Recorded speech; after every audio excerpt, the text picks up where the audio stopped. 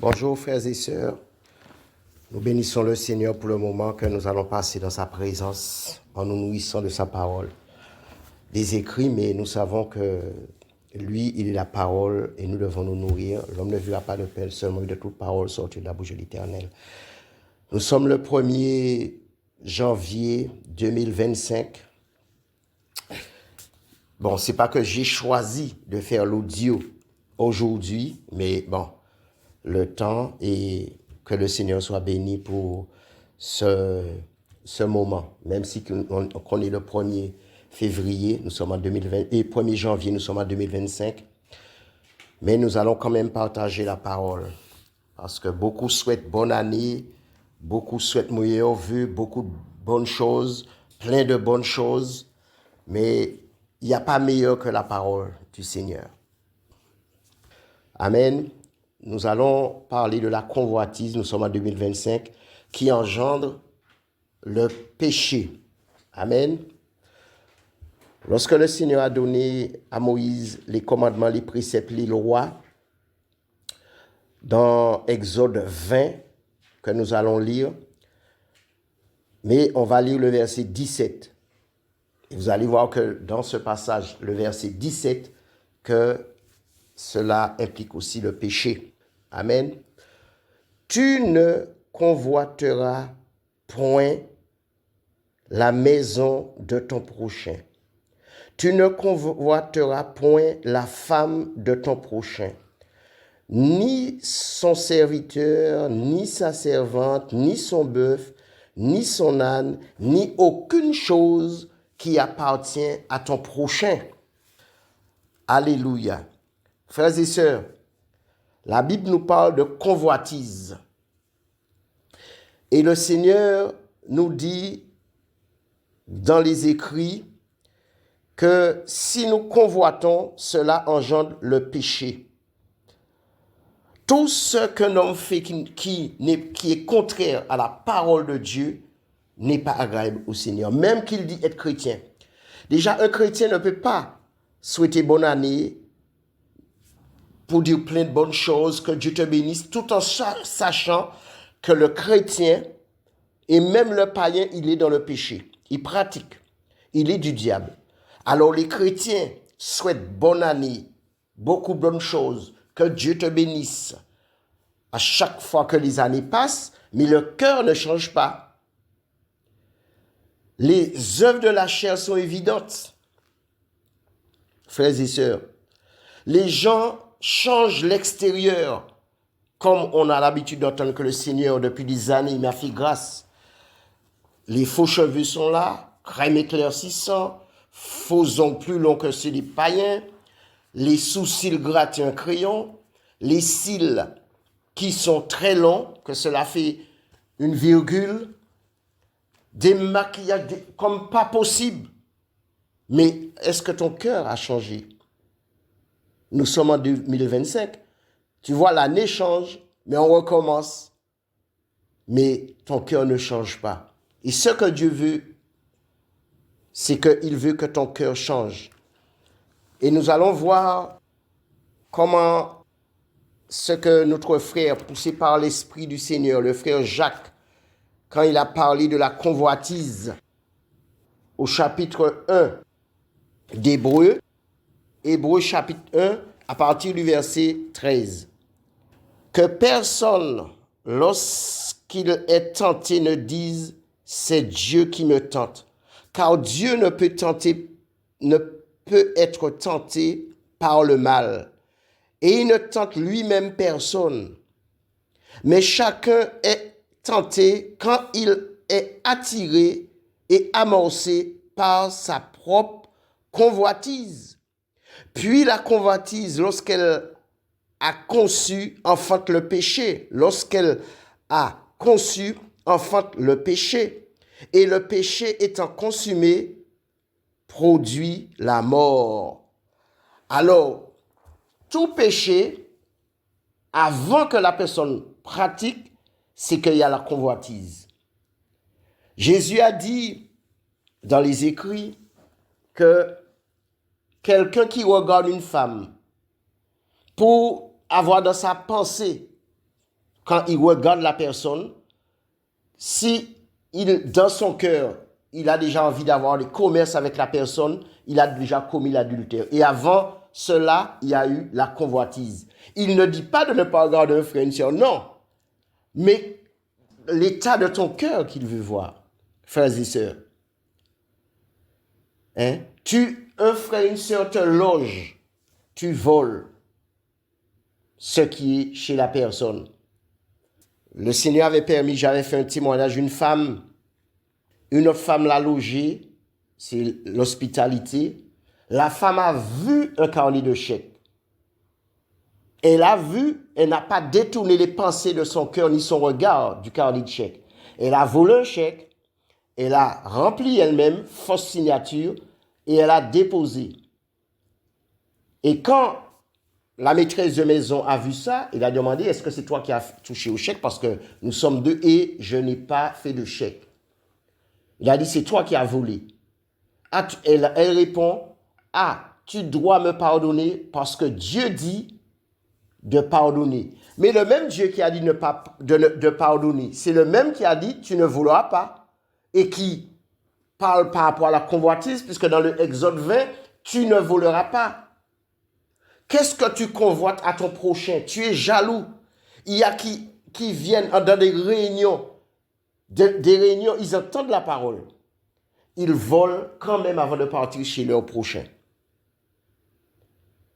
Et Jésus dit, les voleurs n'hériteront pas le royaume. Quelle est la motivation de ton mauvais cœur, de ton cœur? Tu es attaché aux choses du monde. Tu as mis ta confiance dans les choses du monde que tu vois. Mais contemple les merveilles de Dieu.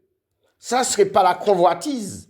Parce que quand tu convoites les choses terrestres, mais ton cœur est terrestre, tu marches charnellement, tu ne marches pas selon l'Esprit de Dieu.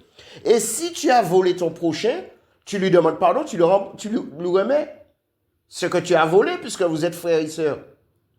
Mais non, celui-là garde, il préfère qu'il y ait division et c'est les gens qui volent, qui convoitent, qui volent leur prochain, qui vont faire des rapports contre leur prochain. Et pourtant, c'est eux qui ont volé. Frères et sœurs, prenons garde à ce que nous disons quand les autres années arrivent, pardon. C'est mieux que chaque jour, chaque minute, chaque seconde, chaque heure, chaque semaine, chaque jour, chaque mois, à tout moment de ta vie, chaque année, tu crains l'Éternel, tu te détournes du mal. Et ce sera la santé pour tes muscles, un rafraîchissement pour tes os. On ne dit pas qu'on ne soit pas atteint d'une maladie, d'une douleur, non. Dieu aime les païens comme il nous a aimés, il ne va pas changer. Mais pour aller au paradis, il faut se repentir, craindre son nom, accepter Jésus. Hein? Beaucoup refusent de prendre le baptême par immersion. Pourquoi? Parce que le péché en eux, alors ils disent, ils n'ont pas le temps, mais tu as le temps pour convoiter, pour voler ton prochain. Tu es mort spirituellement quand tu n'obéis pas à la parole. Puisque si tu te repens, c'est bien. Frères et sœurs, Jésus nous interpelle encore. Il est le chemin, la vérité et la vie. Il y a des choses dans le monde, mais comment marchons-nous? Il dit, vous êtes dans le monde, mais vous n'êtes pas du monde. Ces choses-là sont passagères. Le ciel et la terre passeront, dit le Seigneur, mais mes paroles ne passeront point. Les gens sont attachés à réveillon. Vous avez vu le nombre de morts qu'il y a aux États-Unis? Un homme avec un pick-up qui a foncé sur les gens. Peut-être qu'on venait de les dire bonne année, que Dieu te garde, plein de bonnes choses, parce que surtout aux États-Unis, alors tout le monde parle de Jésus comme certains autres pays. Mais ils n'ont pas la crainte du Seigneur. Hein? Si tu as la crainte du Seigneur, il y a des endroits où tu ne peux pas te retrouver. Tu ne peux pas t'attacher aux choses qui ne donnent pas gloire à Dieu. Hein? Et certaines personnes veulent enseigner les autres, mais eux-mêmes, hein, Certains veulent ah ouais, il faut faire comme dans mon pays, c'est comme ça, dans mon île, c'est comme ça. Mais ton cœur n'est pas bien devant Dieu. N'oblige pas à l'autre de faire comme toi tu fais dans ton pays. Ne mens pas, ne triche pas, ne manipule pas ton frère, ta soeur. Hein? Si Dieu ne pas, c'est lui qui a créé toutes choses, mais il dit ne pas s'attacher à cause du péché. La convoitise. La convoitise. On va dans 1 Jean chapitre 2. 1 Jean chapitre 2 et le verset 15 à 17. N'aimez point le monde. Waouh, vous êtes dans le monde, mais vous n'êtes pas du monde. Ni les choses qui sont dans le monde. Si quelqu'un aime le monde, l'amour du Père n'est point en lui. Alors tout ce que tu aimes là, tu fais toutes ces choses passer avant Dieu. Où est l'amour de Jésus qui est en toi? L'amour charnel, l'amour du monde qui vient de l'enfer du diable, comme la Bible parle de la sagesse. Tu dois te confier en l'Éternel, lui demander la force de te libérer de ces esprits qui t'animent.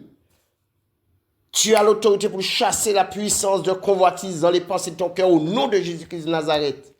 Frères et sœurs, hein?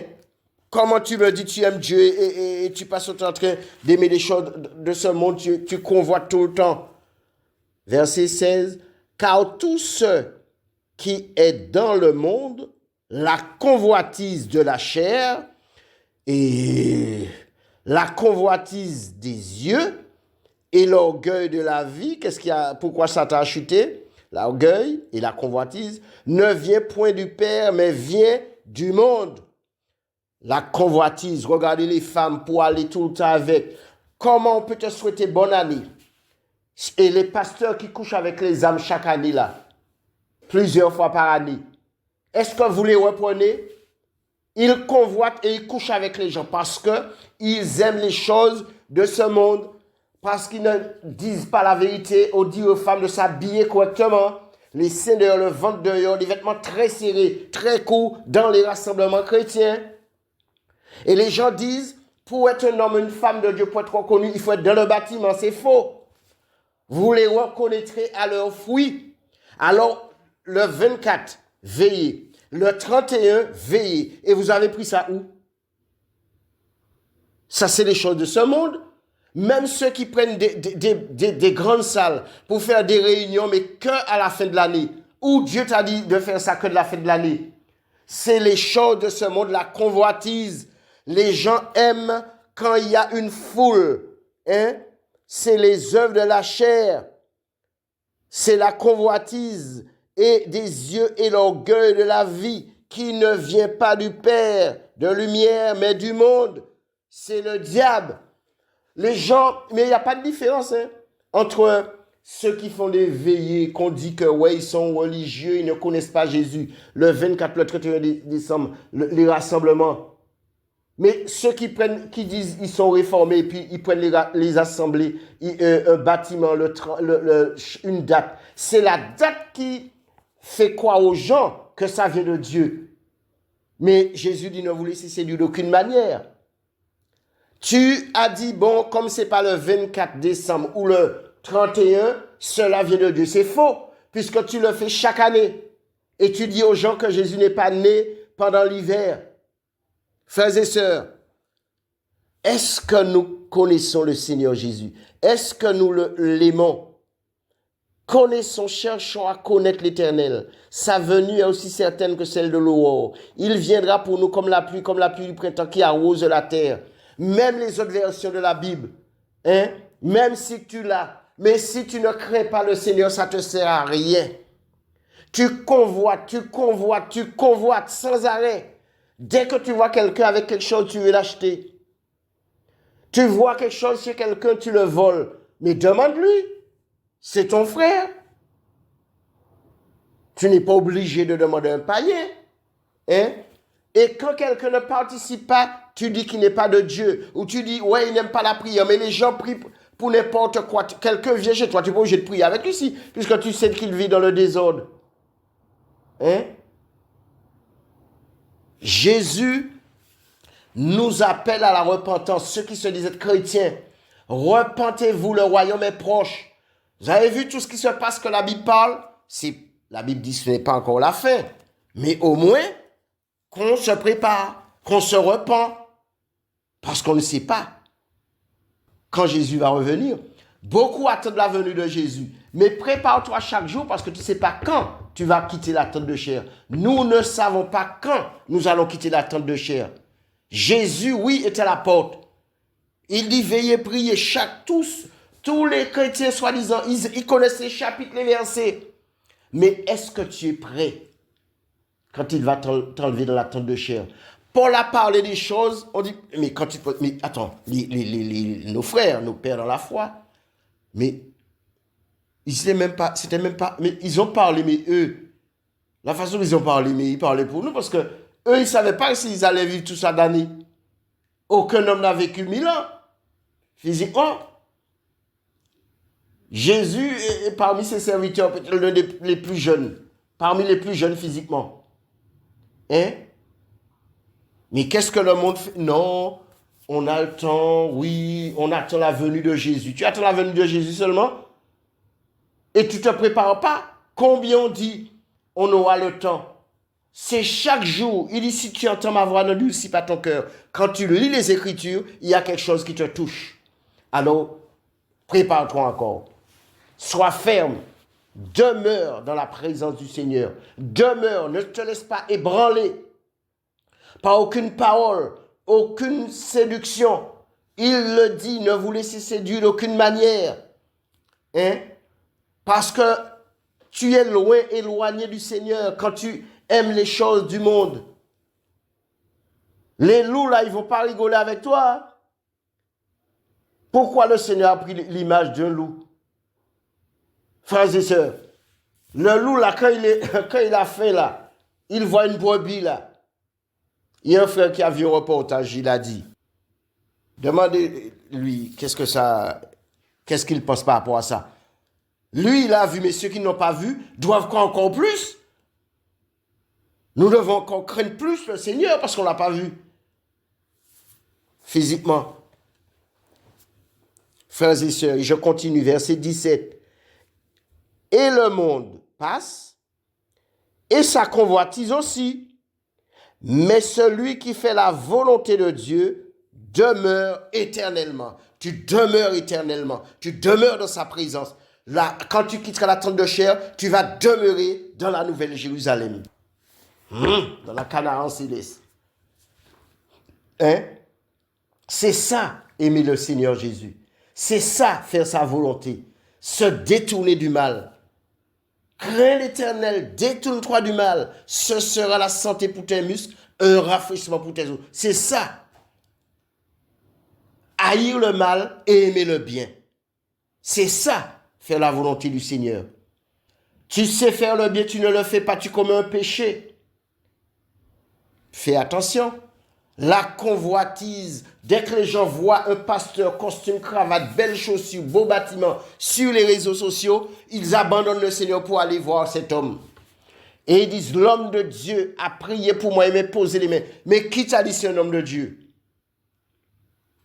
Qui t'a dit ça? Frères et sœurs, je vous avais témoigné, un homme en Martinique a voulu me poser les mains. Et j'ai tenu sa main. Et cet homme, qu'est-ce qu'il me dit? Ah, quand j'ai tenu sa main, tu ne veux pas que je prie pour toi? Je lui ai dit non. Et lorsqu'il est sorti près de moi, il est monté sur son autel, son estrade. Il a commencé à dire, tu as perdu ta bénédiction, tu ne voulais pas que je priais pour toi. Frères et sœurs, l'année dernière, comme ceux qui le savent, j'ai fait 2 mois en Martinique, mais le Seigneur est bon. Je vais visiter une âme, et l'âme me dit, depuis que le pasteur passe son temps en train de prier pour les gens acceptent, ça ne va pas. Il y a la mort, non seulement spirituelle, mais physique. La femme du pasteur qui a logé ce pasteur-là, ce gourou, ce sorcier, la fille du pasteur acceptait que cet homme l'impose les bains pris. Et après, pour la délivrance, il fallait aller dans un champ la nuit et couvrir la tête de la fille. Et la fille de ce pasteur qui a accepté cet homme dans son bâtiment, ce pasteur a envoûté cette fille.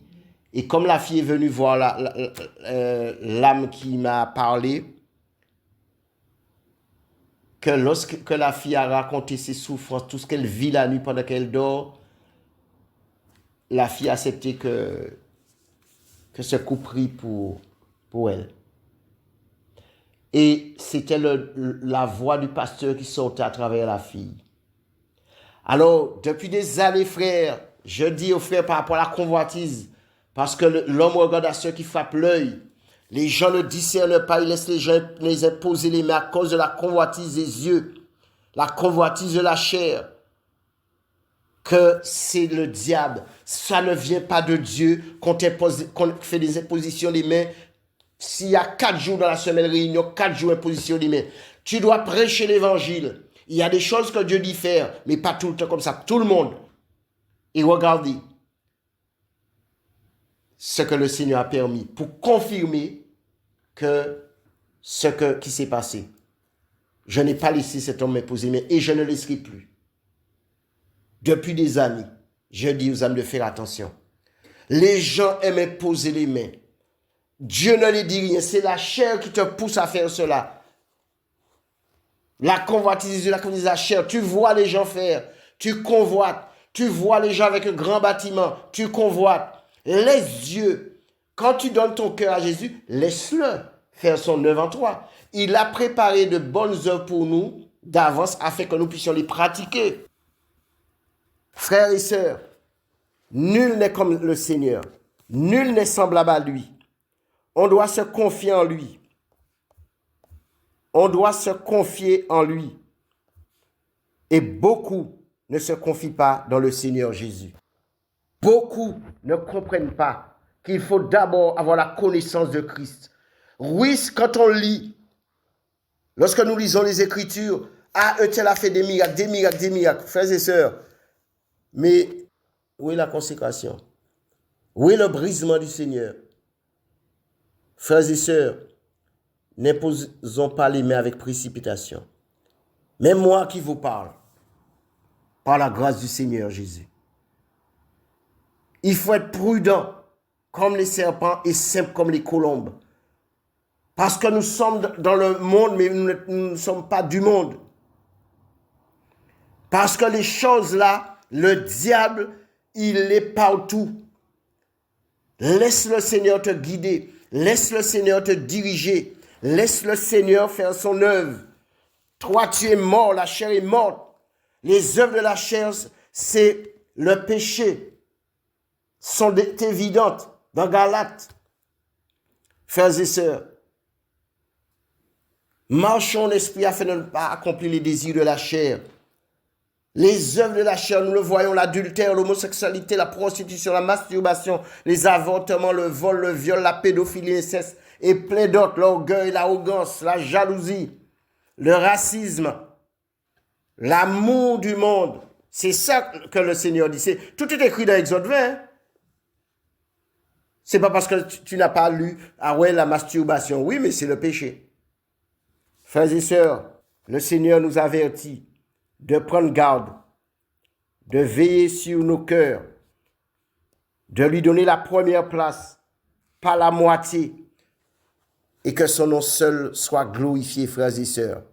Merci pour la grâce que le Seigneur m'a fait, je le remercie, et qu'il vous garde, qu'il vous enseigne encore comme il m'enseigne au nom de Jésus. Le Seigneur, il ne nous abandonne pas. Il ne nous abandonne pas.